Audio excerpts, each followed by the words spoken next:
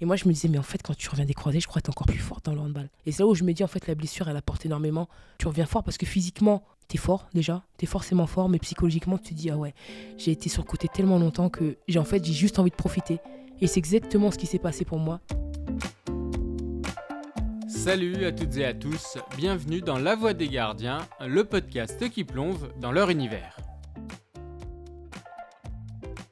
Pendant la saison 1, mes 10 premiers invités se sont livrés avec sincérité et bonne humeur sur leur carrière, avec des anecdotes, des confessions et même parfois des conseils. La saison 1 s'est concentrée sur le football, mais la famille des gardiens est bien plus vaste et réunit plusieurs sports.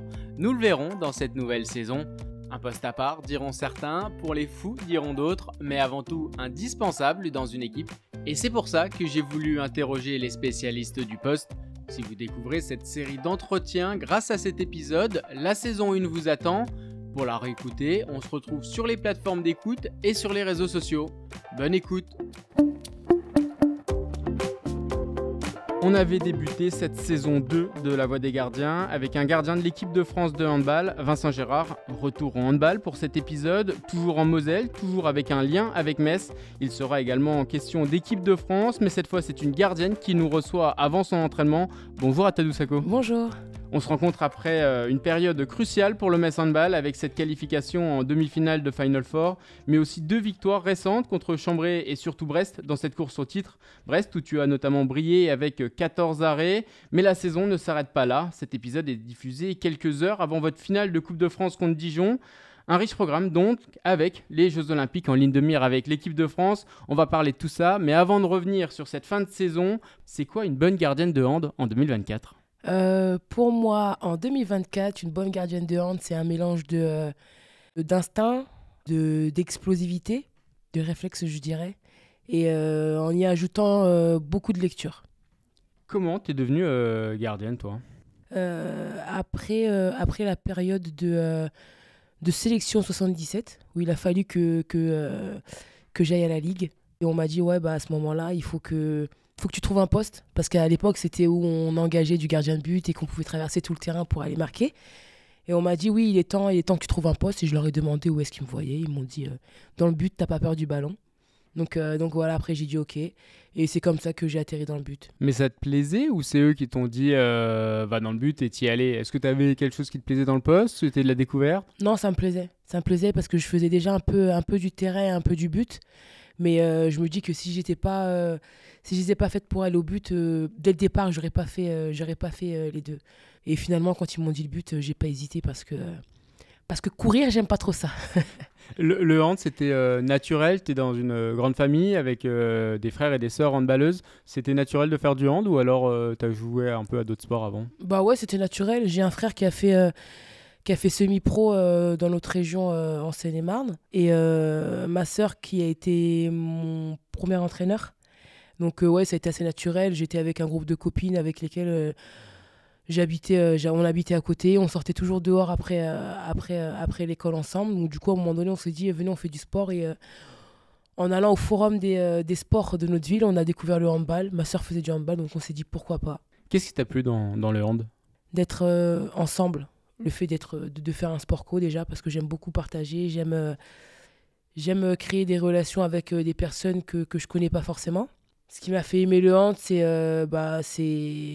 tout ce qu'on pouvait vivre à l'époque. Les tournois, les matchs, les avant-matchs où on allait se chercher les unes en bas des autres. Ouais. Donc c'est tout ça qui m'a animé au début. Et quand ça a commencé à devenir un peu sérieux, qu'est-ce qui était important pour toi de maîtriser tout de suite ? Qu'est-ce qui t'as vite compris que ça allait être important pour progresser dans ce sport ? C'était quoi ? Le travail.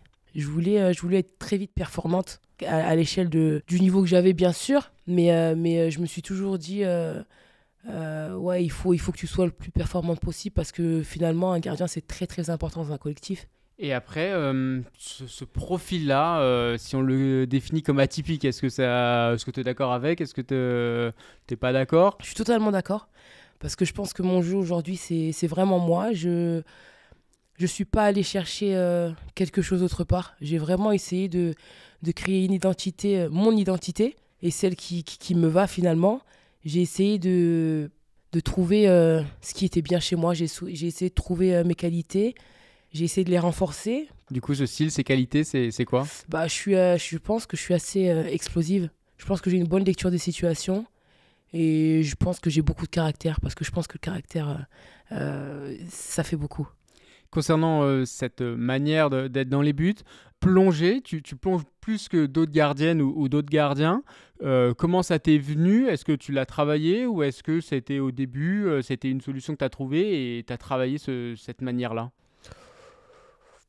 Je ne l'ai pas du tout travaillé. Je pense que c'est quelque chose qui est en moi. Je pense que c'est juste ma façon d'être, en fait. Je ne peux même pas vous dire quand est-ce que j'ai plongé la première fois parce que je me souviens au pôle, Benjamin Brault, mon ancien entraîneur au pôle de Châtenay-Malabry, m'apprend à faire une première parade glissée.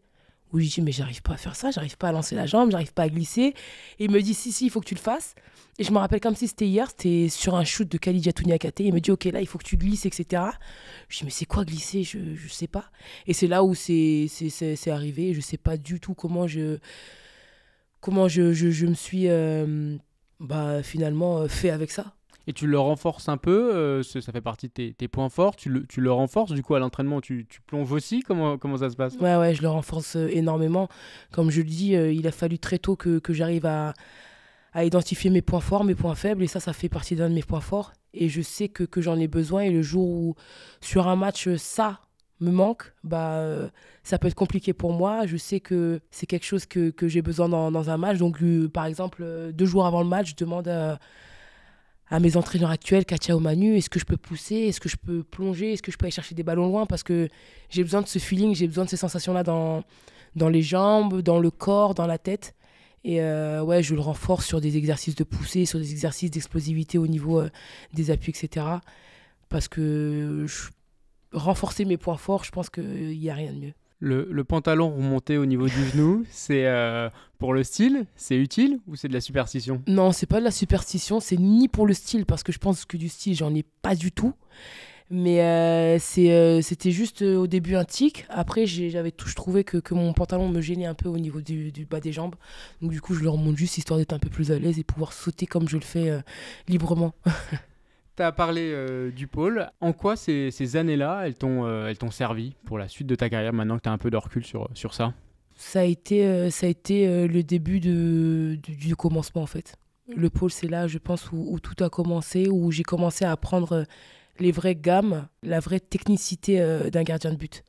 Benjamin Brault, je pense que c'est lui qui a posé mes premières pierres, mes premières bases de gardien de but. Et c'est là-bas où tout a commencé, à vrai dire. C'est là-bas où je commence à connaître ce que c'est que le niveau national, avec des compétitions qui sont les Interpol. Je progresse beaucoup parce qu'on s'entraîne beaucoup après l'école. Et voilà, je rentrais chez moi que le week-end. Et c'est là-bas que tout a commencé. C'est là où je me rends compte aussi que la concurrence est rude. Qu'en France, le poste de gardien de but, il y a du monde. Il y a du monde. Il y a vraiment beaucoup de monde. Dans ma génération 94-95, il y avait vraiment beaucoup de monde. On était, je sais pas, 6 ou 7 encore. C'était à la période où on était en équipe de France jeune. Après, basculer en junior. Et c'est plutôt là où j'ai pas eu le bonheur de participer à ces sélections jeunes. J'ai eu le bonheur de participer à une sélection junior.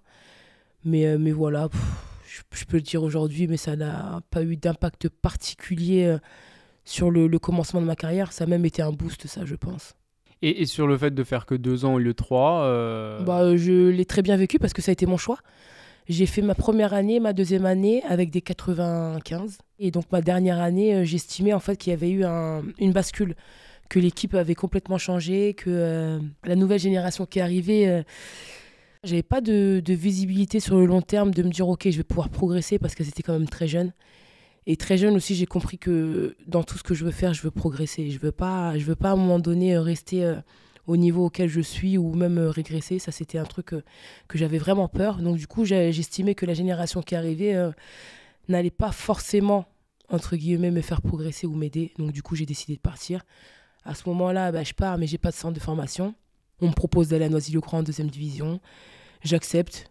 Et voilà, la bascule continue là encore. T'as 16 ans à peu près, 16-17 ans Ouais, au 16 moment-là. ans, 17 ans. Donc tu joues avec des seniors en D2 à 16-17 ans. Le gap quand t'arrives, est-ce qu'il est important? Ou est-ce que tu l'acceptes et le digères facilement? Ouais, il est énorme le gap. Je me souviens, petite anecdote, j'arrive à l'entraînement pour faire un test. Et je sais pas, la technicité n'était pas encore trop là, mais je faisais quelques petits arrêts à gauche, à droite.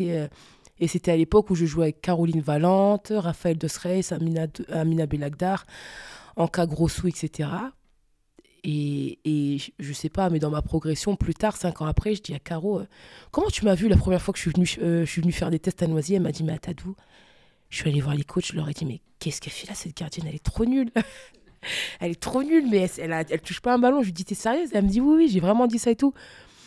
Et du coup, ouais, le gap, il était énorme parce que j'arrive dans un monde où il y a 1 ou 2 filles qui sont professionnelles. Le reste, bah, ça fait quand même, je sais pas, peut-être 10 ans qu'elles font du handball. Il y en a, c'était déjà des doyennes pour moi.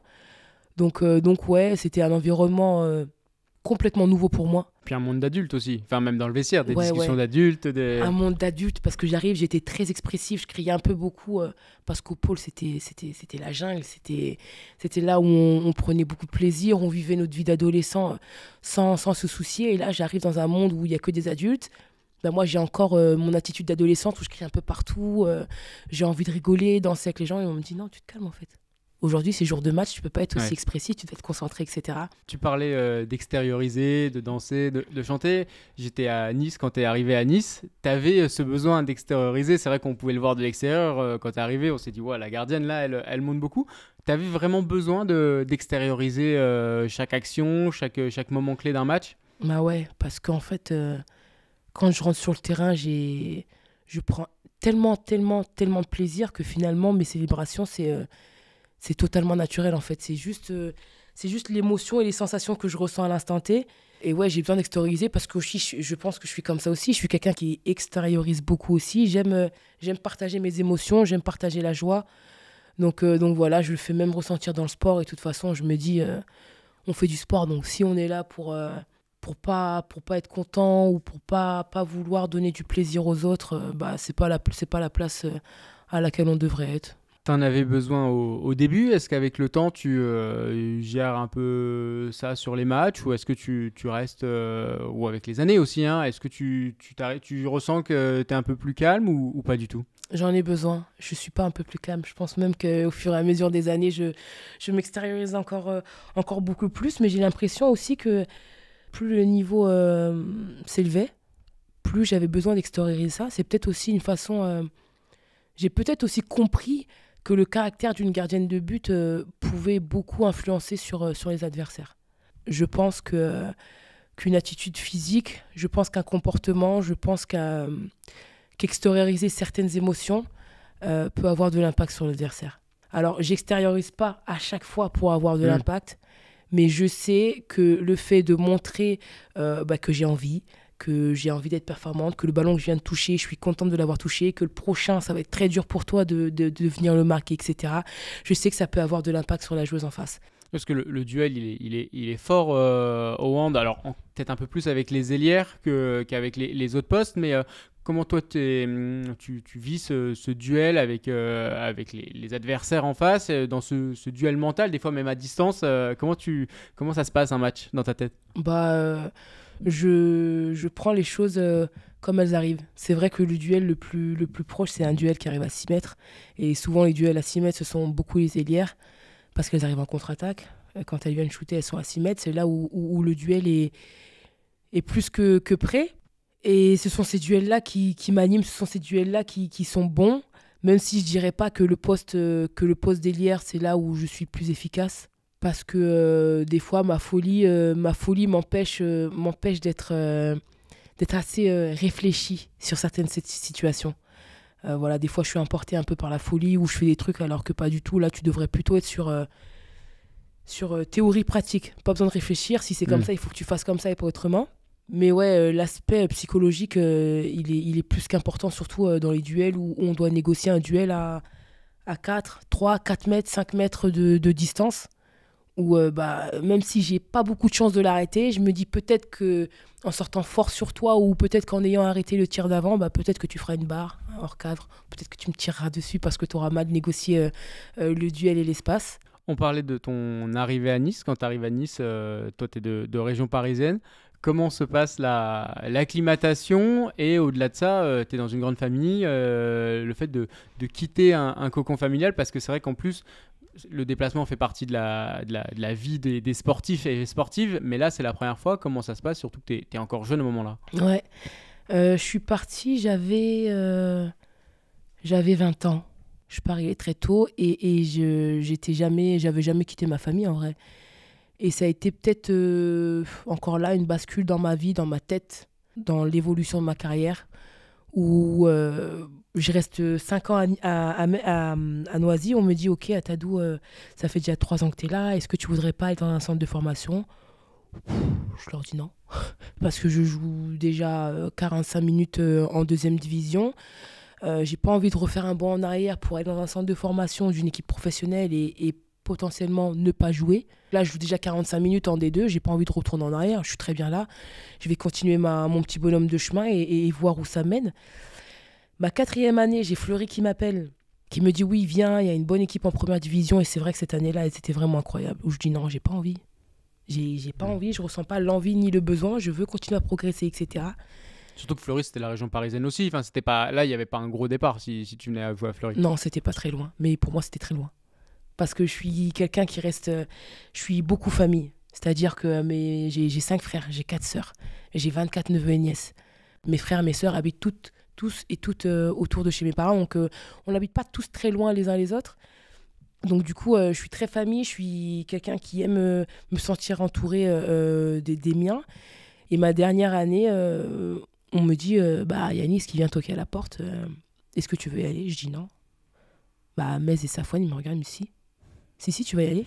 Ça y est, il est temps pour toi que tu ailles. L'année dernière, on te disait, il faut peut-être que tu restes parce qu'il faut que tu passes un cap mental. Parce que voilà, il y a des fois où tu n'y arrives pas et tu n'arrives pas à sortir de la tête de l'eau, il faut que tu progresses sur ça. L'année d'avant, c'était le cap physique, etc. Donc là, Metz, elle me dit, Tadou, t'es prête, il faut que tu arrêtes de te chercher des excuses. Bien sûr, ça va être dur parce que ta famille ne va pas être là. Tu vas partir loin. C'est une bonne occasion pour toi, même de tester. Et je me rappelle de cette phrase, et puis si ça ne te va pas, si le monde professionnel et la première division ne te plaisent pas, tu reviens. Personne ne t'enfermera où que ce soit. Et c'est vrai que cette phrase-là, elle m'a fait tilt. C'était de la peur? C'était quoi, la peur de quitter la région parisienne ou de jouer en D1? De la peur. J'ai pas eu de grandes appréhensions dans le monde du sport. J'ai pas eu peur de grand-chose parce que je suis toujours à la recherche de nouveautés, à la recherche de défis, à la recherche de progression, etc. Donc dans le monde du sport, j'ai pas eu peur de grand-chose en vrai. Mais les choses auxquelles j'avais peur, c'était le manque de ma famille, c'était le fait de ne pas voir mon père, ma mère, ma famille, mes neveux, mes nièces, etc. Donc du coup, je pars à Nice. C'est dur. Les 6 premiers mois sont très très durs. Je découvre une ville totalement inconnue. J'habite dans une région où la mentalité n'est pas du tout la même que celle de Paris. Je découvre une vie où je suis toute seule dans un appartement où il y a 2 chambres, un grand salon, un balcon, etc. Mais le bon truc dans tout ça, c'est que handballistiquement, je ne me suis pas perdue. C'était difficile pour moi-même, et le fait de voir ma famille, etc. Mais au niveau handballistique, c'était bien parce que j'ai découvert ce que c'était que le monde professionnel. Ouais.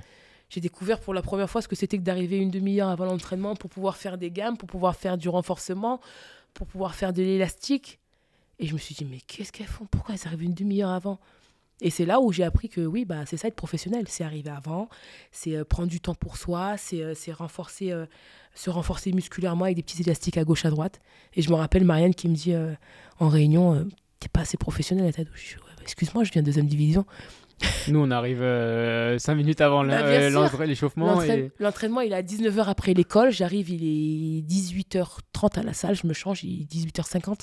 19h, coup sifflé, ça commence quoi. Et pourtant, là, on parle de D2, D1, on parle pas de... Ouais, mais après, c'était Noisy. Hein. C'était Noisy, c'était l'équipe qui avait le moins d'argent de 2e division, mais qui faisait tout le temps du résultat, parce qu'en fait, on était des Parisiennes, qu'on avait beaucoup de caractère, qu'on était un peu, entre guillemets, indisciplinés. Et quand j'arrive à Nice, je me dis, waouh, Ah ouais. Mais en fait, à un moment donné, je me dis, mais en fait, c'est ça qu'il me faut. C'est ce qu'il me faut. Je suis venue pour ça. Je suis venue pour la rigueur. Je suis venue pour le travail. Je suis venue pour la progression. Et c'est ce que j'ai trouvé. Donc voilà, j'ai découvert le monde professionnel à Nice. Et arrivé ma dernière année en octobre, il y a Metz qui tape à la porte. Metz me propose de venir et là, j'hésite pas une seconde par contre. Autant j'ai beaucoup hésité de passer de Noisy à Nice, mais là, j'hésite pas une seconde. Parce que sportivement, tu as eu des réponses sur toi-même sur ce passage à Nice. Ouais, j'ai beaucoup progressé. J'ai beaucoup appris. J'ai découvert ce que c'était que le monde professionnel, mais je savais qu'en allant à Metz, avec tout ce que j'entendais sur le niveau de travail, sur le niveau de l'exigence, sur les objectifs qu'on se fixe, etc., je savais que c'était là où il fallait que j'aille. À ma troisième année à Nice, je disais ouvertement, je veux aller à Metz. Ouais. Donc du coup, à chaque match contre Metz, je faisais en sorte de préparer mes matchs comme jamais et d'essayer de faire des arrêts, etc., pour pouvoir pour taper un peu à l'œil de Manu à l'époque, etc. Et là, je le disais ouvertement, je veux aller à Metz. C'est vraiment un endroit qu'il me faut. Et là, l'étape entre Nice et Metz, elle est pas trop grande parce qu'en plus, quand tu pars de Nice, c'est plus le Nice qui a fait les playoffs. Ouais, non, là, il n'y a pas de gouffre là. J'ai eu certaines réponses à mes questions qui étaient est-ce que tu progresseras? Est-ce que tu arrives à être performante face à des équipes de haut tableau? À l'époque, c'était Nantes, Brest, Metz. Je parle avec Manu et Manu il me dit alors nous on est intéressé par toi. Voilà comment on s'entraîne. Je t'envoie une semaine type. Si tu penses que tu es capable de faire ça, tu viens. Si tu penses que tu n'es pas capable de faire ça, parce que ça c'est vraiment une semaine type, tu viens pas parce que ça va être compliqué pour toi. Et je regarde la semaine, je me dis waouh. Je crois que c'était 2 entraînements lundi, un entraînement mardi, 2 entraînements mercredi, alors qu'il y avait match. Donc entraînement le matin de match, etc. Je me dis waouh. Mais je me dis mais c'est ce qu'il me faut. Lui, c'est ce qu'il me faut et c'est ce que je recherche. Je me plaignais ma dernière année à Nice que voilà, on manquait un peu de rigueur, etc. Mais c'est ce qu'il me faut. En parallèle de ça, tu découvres la sélection, le niveau international. Tu as des parents maliens. Tu choisis le Sénégal. Pourquoi ce choix à ce moment-là de ta carrière? J'ai des parents maliens, je suis allée jouer avec le Sénégal. Ouais, je me suis fait naturaliser sénégalaise parce qu'en fait, tout simplement, à l'époque où je sors du pôle pour arriver à Noisy, j'avais 16-17 ans, où je disais que j'avais pas eu l'occasion d'intégrer l'équipe de France jeune. C'est là où il y a la bascule équipe de France jeune, équipe de France junior. Et en fait, je vois tous mes semblables aller en sélection. Et comme je le disais, j'étais toujours à la recherche de renouveau, à la recherche de découverte. Et je me dis, moi aussi, j'ai envie de tester une équipe, de jouer au niveau international. Et voilà, à cette période-là, comme je joue en 2e division, je ne suis pas trop dans les clous d'équipe de France junior. T'es sortie des radars parce que tu joues en D2? Et parce que je ne rentrais pas dans les clous aussi, j'étais un peu petite. Enfin, j'étais très petite même. Technicité, c'était pas trop ça. Du coup, je dis, ok, je vais au Sénégal. Et pourquoi Sénégal? Parce que tout simplement, le Mali n'est pas venu toquer à la porte. Et comme je dis souvent, il n'y a pas grand-chose chez moi qui est arrivé au hasard. Je me dis, c'est le Sénégal qui est arrivé, c'est pas pour rien. Est-ce que dans un coin de ta tête, à ce moment-là, tu es très jeune, tu as l'équipe de France? Non, pas du tout. Alors très tôt, j'ai compris qu'il fallait pas forcer des choses qui n'étaient pas arrivées naturellement. Si ça vient pas là, ou si c'est pas ça, c'est que c'est pas fait pour toi. C'est aussi en grande partie grâce au Sénégal que j'ai progressé. J'ai vraiment, vraiment progressé. Sur chaque trêve, j'ai eu l'occasion de partir en sélection, de travailler avec Frédéric Bougeant, qui à l'époque, c'est lui qui m'avait appelé quand j'étais à ma dernière année à Fleury, où il avait une équipe incroyable à Fleury. Et où là, je sens que je commence à avoir de l'importance dans une équipe. Je commençais déjà à l'avoir à Noisy. Et au Sénégal, j'ai commencé à avoir des responsabilités, de l'importance, etc., à connaître ce que c'est que l'importance d'un gardien de but dans un collectif. Et j'ai progressé comme ça. À un moment donné, j'ai eu des doutes. Donc je fais mes 2 années avec l'équipe du Sénégal. J'arrive à Nice, j'ai eu des doutes. Je suis pas allé à un stage parce que je me suis dit, ok, pourquoi pas prétendre à l'équipe de France. Et là, tu as les Bleus en tête, là. Ouais. J'arrête le Sénégal en fin 2019, début 2020, où je me dis non, là c'est fini. Il faut que je me pose un objectif de carrière, c'est de faire les JO. J'ai fait 2 TQO avec le Sénégal où on n'a jamais pu se qualifier pour les JO, parce que j'aurais pu faire les JO aussi avec le Sénégal. Oui, mais en se qualifiant au niveau africain, c'était possible. Ouais, mais il y avait l'Angola beaucoup trop fort. beaucoup trop fort pour nous, qui elle avait beaucoup plus de régularité que nous, où nous on avait, à contrario d'elle, des filles qui jouaient en National 1, National 2, des filles qui jouaient en deuxième division, mais pas trop. Et après il y avait nous qui jouions en première division, mais on était trop peu. Et là je me dis, il faut que tu réfléchisses fort. Et le choix que tu vas faire, il va falloir que tu l'assumes fort, vraiment. Parce que ça va être long. Tu vas traverser certaines choses, tu vas voir certaines choses, il y a certains trucs qui vont se passer, mais il faut que tu restes focus sur ton objectif et que tu t'y tiennes. Voilà, à l'époque, il y avait encore Amandine Leno, elle n'avait pas annoncé sa retraite. Il y avait Cléopâtre Darleux qui était en pleine bourre. Il y avait Laura Gloser qui était là aussi. Donc je me dis, ça va pas être facile. Mais encore une fois, je le sens. T'en parles avec le sélectionneur ? J'en ai parlé vaguement avec lui, j'étais à Nice, je crois. Et il m'avait pris après le match en me disant oui, voilà, qu'est-ce que tu comptes faire, etc. etc. Mais c'était très vague, hein, c'était très court, etc. Est-ce que tu doutes quand tu te fais les croisés en 2022 ? Est-ce que tu te dis que ton objectif JO, il s'éloigne, mais il y a une embûche qui n'était pas prévue sur le parcours ? Pas du tout. En fait, il y a certains trucs que je me dis, j'aurais dû les vivre et heureusement que je les ai vécus. Quand je me fais les croisés, à cette période-là, il y avait beaucoup de filles qui s'étaient fait les croisés. Et en fait, à chaque fois qu'elles revenaient tellement fortes. Et moi, je me disais, mais en fait, quand tu reviens des croisés, je crois que t'es encore plus forte dans le handball. Et moi, je me suis dit ça. Je me suis fait les croisés. Parce que cette période-là, tu peux travailler, prendre du recul, travailler physiquement peut-être sur le haut du corps, travailler d'autres choses ? Bien sûr. Déjà, tu travailles psychologiquement déjà. Parce que je me rappelle, j'étais dans une période où je me disais, c'est relou de tout le temps venir à l'entraînement, etc., etc. Toujours s'entraîner, toujours d'être dans le même truc, la tête dans le guidon, etc.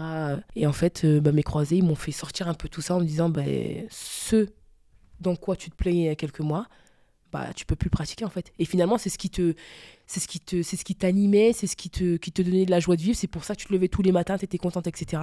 Mais tu te plaignais, mais tu t'en rendais pas compte. Et aujourd'hui, tu es blessée et tu t'en rends compte. Et c'est là où je me dis, en fait, la blessure, elle apporte énormément. Tu reviens fort parce que physiquement, t'es fort déjà, t'es forcément fort, mais psychologiquement, tu te dis, ah ouais, j'ai été sur le côté tellement longtemps que j'ai juste envie de profiter. Et c'est exactement ce qui s'est passé pour moi. Je suis revenue très vite. Mon corps et l'accompagnement qu'on a eu autour de moi ont fait que je suis revenue au bout de 5 mois et demi. Par contre, là, j'étais persuadée que si je revenais, j'allais être... Ouais.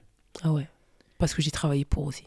Et sur cette période-là, alors en plus de ça, tu fais les croisés, mais tu n'es pas en sélection parce qu'il y a cette période que tu es obligé de respecter pour changer de sélection. Tu es à Metz, vous avez plein d'internationales. Comment tu vis l'entraînement alors qu'elles sont toutes parties quasiment? Vous êtes peut-être 3-4 à l'entraînement. Ouais, ça, c'était pas la période la plus facile de ma vie par contre. Quand je reste 3 ans sans faire de compète à Metz, c'est-à-dire qu'il y a 80% des joueuses qui sont pas là. C'est-à-dire qu'on se retrouve à 4. C'était Koh-Lanta. C'est-à-dire qu'on arrive à l'entraînement, on est 4. On fait du spé. Et à un moment donné, je me mangeais peut-être 200 shoots. Parce que c'était du spé. Mais en fait, j'ai réalisé que c'était ces moments-là qui étaient le plus important. C'est pas les moments où on fait des entraînements collectifs, où on travaille des croisés. En fait, les moments les plus importants, c'est quand tu es là, toi, la balle, l'entraîneur, et que tu fais du spé sur toi-même, sur la technicité des jambes, de la lecture. Mais je me suis dit, en fait, ce sont ces moments-là les plus qualitatifs et les plus importants, je pense. Et c'est aussi là que j'ai beaucoup progressé, je pense. C'est aussi là que j'ai beaucoup progressé, mais ouais, comme j'ai dit, hein, les 3 années sans avoir de sélection, là, ça a été pas long, parce que ça n'a pas été long, parce qu'à chaque fois que je venais à l'entraînement, j'avais vraiment l'envie de progresser, d'avancer, etc. Et je savais pourquoi je faisais ça. C'est ce qui m'a tenu, c'est ce qui m'a donné du courage et l'envie. Je me disais, ok, t'as pris la décision, de toute façon, de ne plus aller en sélection. C'est dur là, mais tu dois peut-être passer par là pour arriver là où tu veux. Les Bleus, comment se passe ton arrivée dans le groupe France ? C'est Grace et Astrid qui m'annoncent que voilà, la liste elle est sortie. Bon, elles me font une petite blague pas trop marrante. Où elles me disent t'es pas sur la liste. Finalement, je reçois le mail, etc. Et je suis sur la liste du stage de mars 2023. Et je suis contente. Mais je suis pas trop contente parce qu'en fait, c'est que le début de là où j'ai envie d'arriver. Je me dis, ok, premier step, il est fait. C'est là où tu voulais être à ce moment-là, etc. Tu savais qu'il fallait que tu attendes 3 ans pour pouvoir être sélectionnable. Et voilà, je me dis, je suis bien, je suis contente, etc. J'arrive à la maison du handball, des étoiles plein les yeux. On dirait que j'étais à Disney. Je vois une structure incroyable avec des trophées partout, des photos partout, etc. Et comme je dis que rien n'arrive au hasard, j'arrive dans une équipe où je connais pratiquement tout le monde en fait. Ouais.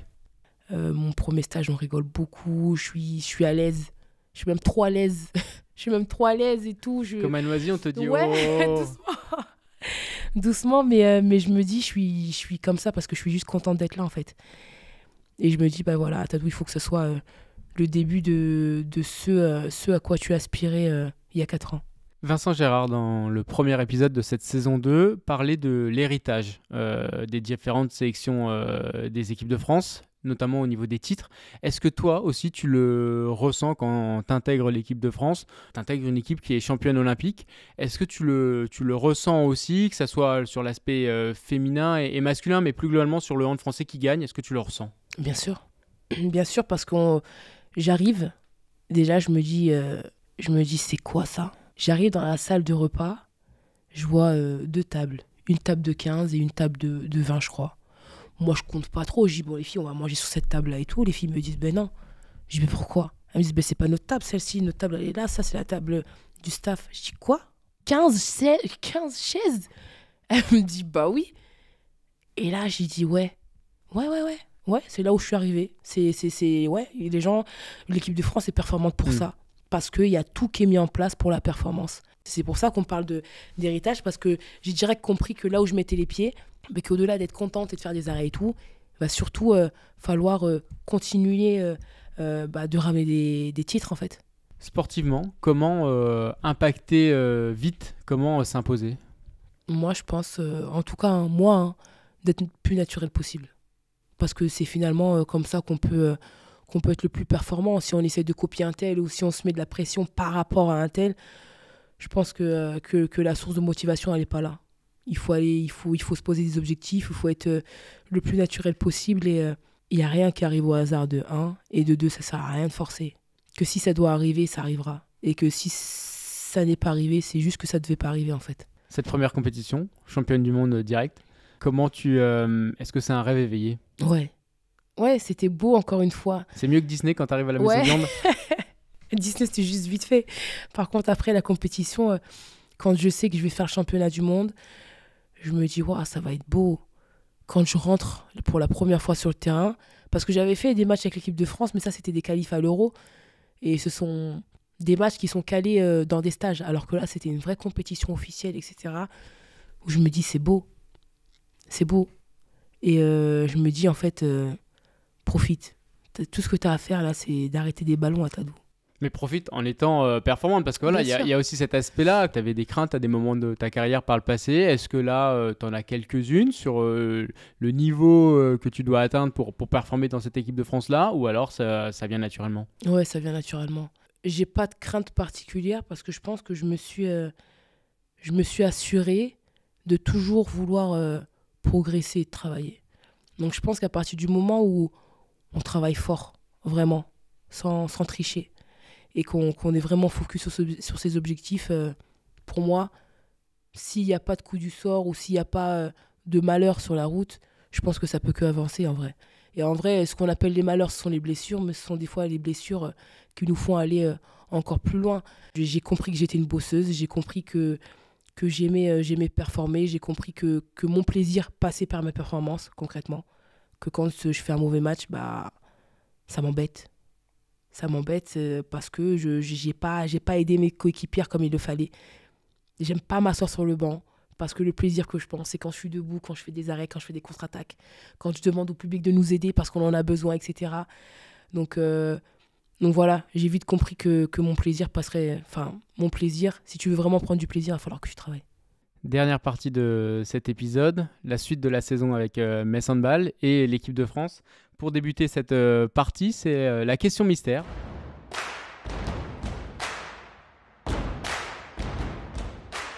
Donc il y a une personne que tu connais qui t'a posé une question. Alors je vais te la faire écouter et après je te laisserai y répondre.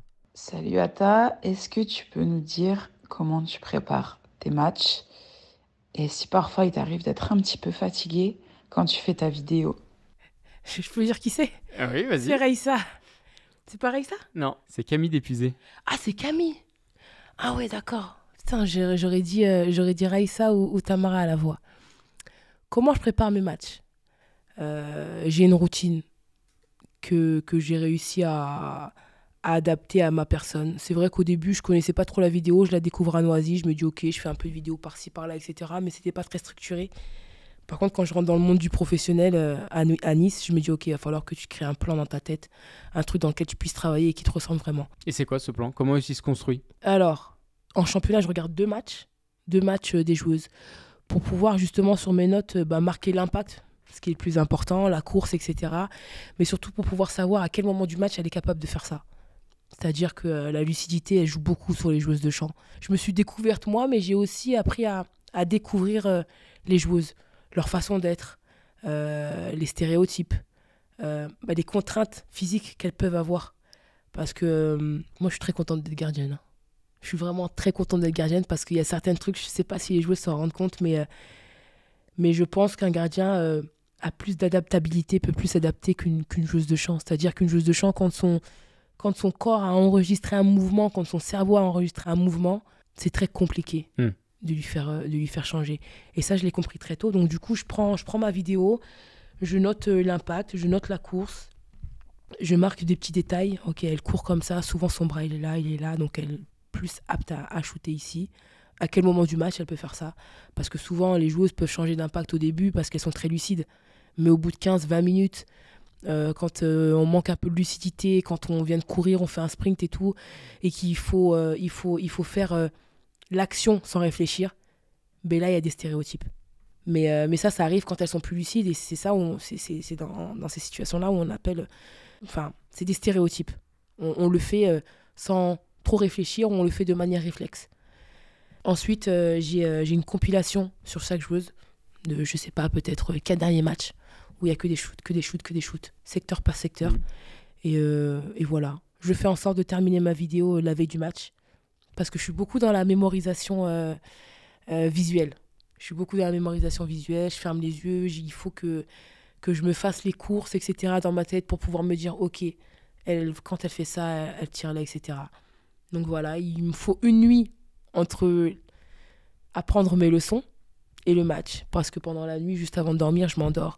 Et là, je me répète toutes les courses, tous les impacts, etc. pour que demain, même sans réfléchir, ça sorte comme ça, en fait.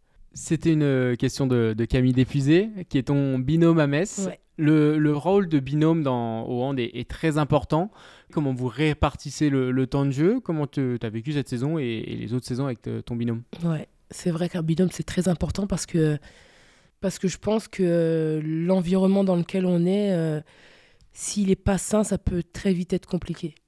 On est tous à la recherche de performance, on est tous à la recherche de résultats, on est tous à la recherche de visibilité, bien sûr. Parce qu'en fonction de nos objectifs, il y a des gens qui peuvent arriver en fin de saison, l'année prochaine, ils n'ont rien. Donc ils veulent se montrer, etc. Et je pense que la relation avec un binôme, ça peut être très important, ça peut même avoir de l'impact sur les performances personnelles. Et c'est vrai que mon binôme avec Camille, il marche à merveille parce que je pense qu'aujourd'hui, chacune a trouvé sa place. Chacune a trouvé son importance dans l'équipe. Chacune a trouvé son rôle aussi parce que connaître son rôle, c'est aussi très important. Et voilà, au début de l'année, tout le monde se cherche, tout le monde essaye de faire sa place, etc. Mais je pense qu'arriver à un moment donné dans la saison, il y a des choses qui se décantent et des choses qui se font naturellement au vu des performances et du niveau actuel. Est-ce que tu as des attentes différentes en fonction du binôme? Là, on parlait de Metz avec Camille. En équipe de France, la dernière compétition, c'était avec Laura Glauser. Est-ce qu'il y a une adaptabilité de toi et par rapport aux attentes que tu peux avoir du binôme? Et voilà, c'est des relations entre personnes. Est-ce que tu as une relation, entre guillemets, différente avec Camille en club et avec, par exemple, Laura en équipe de France? Mes relations sont pareilles avec tout le monde. Après, chacun son intérêt, bien sûr, mais non, mes attentes ne sont pas pareilles en fonction des environnements dans lesquels je suis parce que je n'ai pas le même statut aussi à Metz et en équipe de France.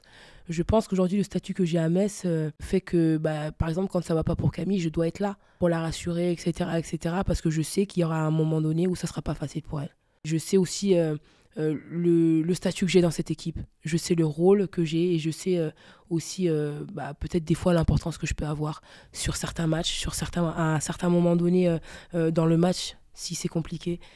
Comparé à l'équipe de France, où là, je suis là depuis moins longtemps, où Laura est déjà là, installée, qui a déjà beaucoup prouvé.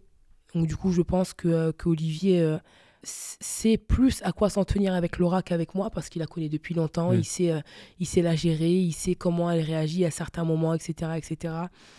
Donc voilà, moi, quand je suis en sélection, mon attente de Laura, c'est qu'elle me rassure sur certains trucs, parce que je n'ai pas encore tout découvert avec l'équipe de France. Donc du coup, je dirais peut-être je recherche un peu plus d'assurance et de communication quand je suis avec l'équipe de France. Et je cherche peut-être avec mon binôme de club, quand je suis avec Metz Handball, un peu plus, je sais pas, peut-être de compréhension, mais je pense que j'ai peut-être moins d'attentes, moi, que mon binôme aujourd'hui à Metz. J'ai lu en préparant cette interview que tu estimais qu'on apprenait plus dans la défaite que dans la victoire. Mais du coup, quand on gagne quasiment tout avec son club, comment ça se passe au quotidien sur cet aspect de remise en question, parce que vous perdez moins, est-ce que c'est un travail supplémentaire ? Je dis qu'on apprend plus de la défaite que de la victoire, parce que quand on gagne tout le temps, on a peur. Donc si on a peur de perdre, c'est que forcément, la défaite va nous apporter quelque chose qu'on n'aura peut-être pas évalué avant. Même à Metz Handball ? Bah oui, bien sûr. À Metz Handball, quand on perd, il y a forcément une raison. Il y a forcément une raison, qu'elle soit X ou Y, mais il y a forcément une raison, parce qu'aujourd'hui, l'entité du club, c'est on veut concurrencer tout le monde. On veut tout le temps gagner, parce qu'on a des objectifs forts, que ce soit en Ligue des Champions, en Coupe de France ou en Championnat de France. Et on se dit que si on veut atteindre nos objectifs, bah, autant tout gagner. Si on gagne tout, il n'y aura pas de débat. Et quand je dis que la défaite apporte, elle apporte sur le fait de ne pas s'endormir. Vous savez, quand on gagne tout le temps, etc. Et nous, on a la chance aujourd'hui d'avoir un entraîneur comme Manu, d'avoir son adjointe comme une adjointe comme Katia. On a la chance d'avoir un staff comme ils le sont, parce qu'en fait, eux ne s'endorment pas. Et bah, la défaite, elle nous remet un petit coup de clé, un petit coup de fouet pour nous dire, ben voilà, vous êtes un peu endormis sur ça, réveillez-vous, parce que attention pour la prochaine fois. On enregistre cet épisode à quelques jours de la finale de Coupe de France contre Dijon. Une finale, ça a toujours la même saveur, cette soif de compétition. Tu l'as toujours, ça ? Ouais. Bah, et c'est pour ça que je me bats toute l'année pour jouer des finales. Et ce sont des beaux moments, en vrai. Parce que souvent, c'est les derniers moments qu'on vit avec certains. Donc du coup, c'est ce qui rend encore plus beau l'événement. Mais on dit que la finale, c'est l'événement des grands sportifs. Et j'aspirerai à devenir... en tout cas une grande sportive, et je pense que les finales sont pour les grands sportifs, et qu'aujourd'hui si on en joue, on doit être à la hauteur de cet événement-là. Surtout que toi, l'année prochaine, tu joueras à Győr, donc cette finale-là, avec celle du Final Four, on l'espère, elle sera la dernière, au moins en France. Mais oui, c'est pour ça que je dis elles sont particulières, parce que moi en tout cas pour le coup, ça sera ma dernière, et j'ai envie de quitter Metz de la meilleure des façons. Je sais que c'est très important pour nous, pour le club, de remporter un maximum de trophées. Tout est important à Metz Handball. Justement, le Final Four de 2023, il reste un peu en travers de la gorge. Quand j'arrive au match aller contre Bucarest, je me dis pas deux fois en fait. Pas deux fois, parce que c'était dur à vivre. Ça m'a fait beaucoup de peine de voir mes coéquipières abattues. Comme je le dis, je vois l'image de Sarah, la tête dans le t-shirt, elle est à genoux et elle se demande ce qui s'est passé, parce qu'on vient de prendre une rafale dans la tête et qu'on n'a rien compris pendant 60 minutes. Et je me dis, j'ai pas envie de revivre ça. Mais je me dis aussi, c'est comme la défaite. La défaite, elle permet de nous garder éveillés.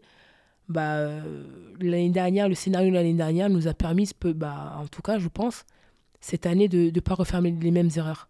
Donc voilà, je me dis qu'il fallait peut-être vivre ça l'année dernière, pour pouvoir vivre ce beau truc cette année. Et voilà, ça peut pas toujours être tout beau, tout rose. Il faut forcément à un moment donné que ça soit noir pour que ce soit très beau. L'année dernière, c'était très noir, et j'espère que cette année, ça sera très beau. Après les échéances avec Metz Handball, il y a les Jeux Olympiques, tu en as parlé, la liste vient d'être dévoilée, tu en fais partie. Tu disais que tu voulais faire les Jeux Olympiques, ta première réaction ?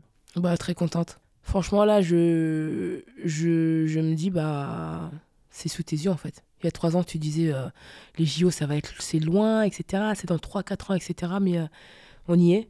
La prépa arrive, les JO, c'est dans un mois et demi. Et je disais il y a un mois que c'est peut-être la dernière ligne droite la plus importante de ma carrière. On revivra pas un JO à la maison. On revivra pas, on sera tous à la retraite ou même plus ici. Et voilà, il va falloir le prendre comme tel, le jouer comme tel, le préparer comme tel. Et là, je commence à réaliser, je commence à me dire, ce que tu t'étais fixé, c'est concret en fait. C'est concret, tu t'es pas trompé, tu l'as senti. Et ça, c'est peut-être une de mes plus grandes satisfactions. D'avoir eu la lucidité de sentir un truc, de prendre une décision en fonction de ça, de m'y tenir et aujourd'hui pouvoir le réaliser. C'est que la prépa, bien sûr, les JO arrivent, il va falloir sortir une autre liste encore des personnes qui participeront à cette compétition. Mais rien que d'être dans cette liste de la prépa, c'est déjà beaucoup, c'est déjà un pas de plus vers l'objectif, le plus gros objectif de ma carrière. Merci à Tadou d'être revenu sur ta carrière.